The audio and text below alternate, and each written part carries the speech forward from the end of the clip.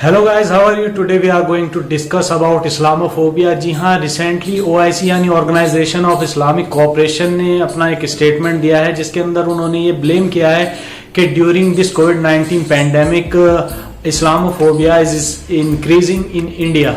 तो बेसिकली उन्होंने यहाँ पर दो कंट्रीज को ब्लेम किया है, एक इंडिया और दूसरा इजराइल। तो इसके बाद हमारे जो पीएम है उनकी तरफ से भी स्टेटमेंट आया है। So a lot to know, a lot to discuss. क्या है ये पूरा मामला, इसको जानने के लिए मेरी वीडियो को लास्ट तक जरूर देखिए।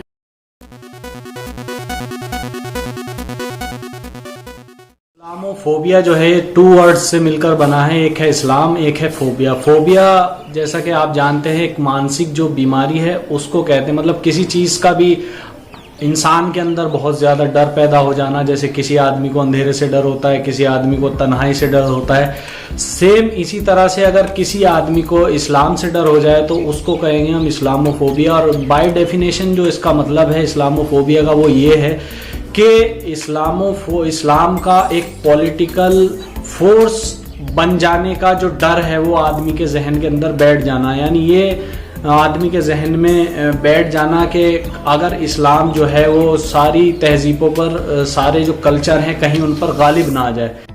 ओआईसी जो है बेसिकली एक 57 कंट्रीज का ग्रुप है जो यूएनओ के बाद दूसरा सबसे बड़ा ग्रुप है। और इसके अंदर मोस्टली जो 54 कंट्रीज हैं वो सारी की सारी इस्लामिक कंट्रीज हैं। और इसके अलावा इनकी एक अपनी ह्यूमन राइट विंग्स भी है। और ह्यूमन राइट विंग्स जो है इनकी वो बेसिकली काम करती है सिर्फ मुस्लिम ह्यूमन राइट्स के ऊपर। तो उन्होंने दो कंट्रीज को लेकर अपने ट्वीट्स किए हैं, जैसा कि आप देख सकते हैं कि उन्होंने सबसे पहले इजराइल के बारे में कहा है कि जो इजराइल है वहां पर वो पैलेस्टीनियन जो प्रिजनर्स हैं जेल के अंदर उनकी जो सिक्योरिटी है उसको इंश्योर करे। और जो इजराइल के आसपास पैलेस्टीनियन रहते हैं उनको पैंडेमिक वहां पर ना फैले और उनका जो उनके साथ ह्यूमन बिहेवियर किया जाए, इसके लिए रिक्वेस्ट की है। और दूसरी तरफ उन्होंने कहा है कि इसके लिए हम यूएन से जो है रिक्वेस्ट करेंगे कि वो इजराइल के ऊपर प्रेशर बनाए कि किसी भी तरह का इनह्यूमन बिहेवियर यहाँ पर देखने को ना मिले। इसके बाद उन्होंने इंडिया को भी ट्वीट करके कहा है कि इंडिया के अंदर उन्होंने बेसिकली ये नहीं कहा कि ह्यूमन राइट वायलेशन हो रहा है या यहाँ पर कुछ गलत किया जा रहा है, लेकिन उन्होंने कहा है कि ये जो है मुसलमानों का जो नाम है उसे बदनाम करने की कोशिश की जा रही है। और उन्होंने इंडियन गवर्नमेंट से इस मामले के अंदर जल्द से जल्द स्टेप इन करने के लिए कहा है ताकि इस जो ये इस्लामोफोबिया का जो फैलता हुआ ये डर है इसको रोका जा सके और जो ये बीमारी है इसको खत्म किया जा सके।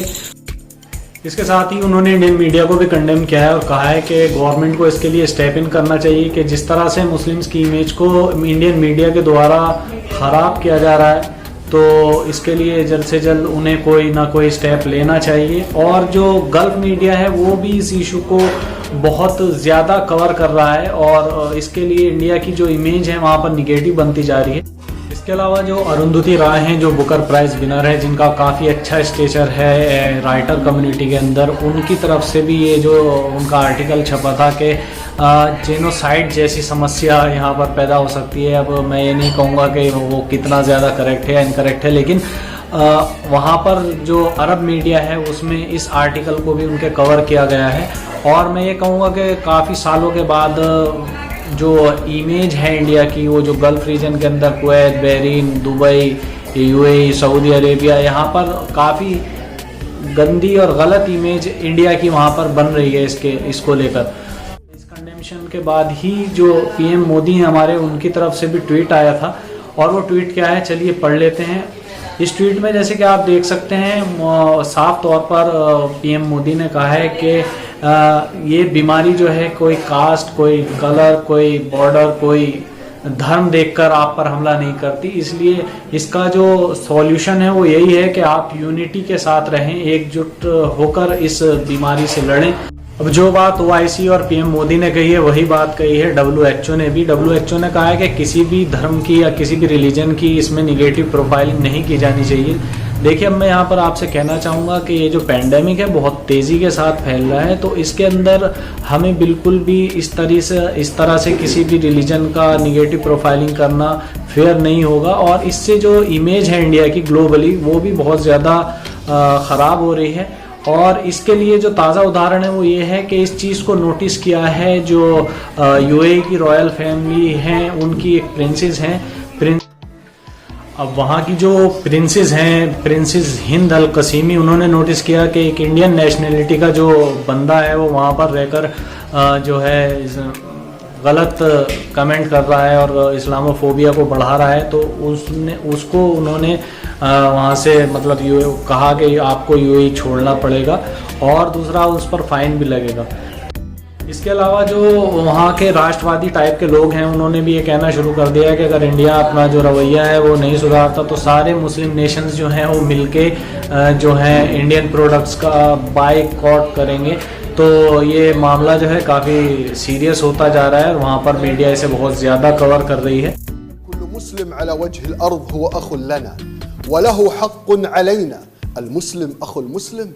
ما يصلنا من الهند من ضرب واعتداء على المسلمين هناك من حزب RSS غير مقبول، وهذا كله بدأ من إشاعة أن المسلمين هم سبب تفشي المرض في الهند. وأيضا لم يتوقف الأمر على بعض الشعب هناك، بل وصل الأمر إلى أن يسيء عضو البرلمان الهندي وشتم أمهات العرب، شتم أمهات العرب جميعا، وإن دل هذا أن الموضوع لا يتعلق في المرض بل بالعنصرية النتنة. وبمتابعة للموضوع للأمر لم يتوقف على داخل الهند، بل هناك أطباء ودكاترة وأناس يعيشون بيننا ينشرون عبر مواقع التواصل الإساءة للمسلمين هناك. ولنا يجب التعامل بحزم وطرد جميع من يسيء لنا في أرضنا، ويجب أن تقف الدول الإسلامية مع المسلمين في الهند. المؤمن للمؤمن كالبنيان يشد بعضه بعضا।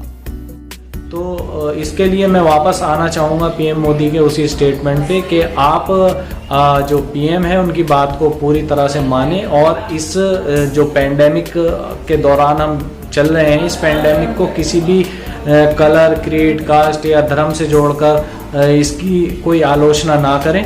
और कैसी लगी मेरी वीडियो नीचे कमेंट बॉक्स में बताइए। मेरे इस पेज को लाइक कीजिए, मेरे चैनल को सब्सक्राइब कीजिए। अपना और अपनों का ख्याल रखिए, प्यार बांटिए, नफरत नहीं। Thank you.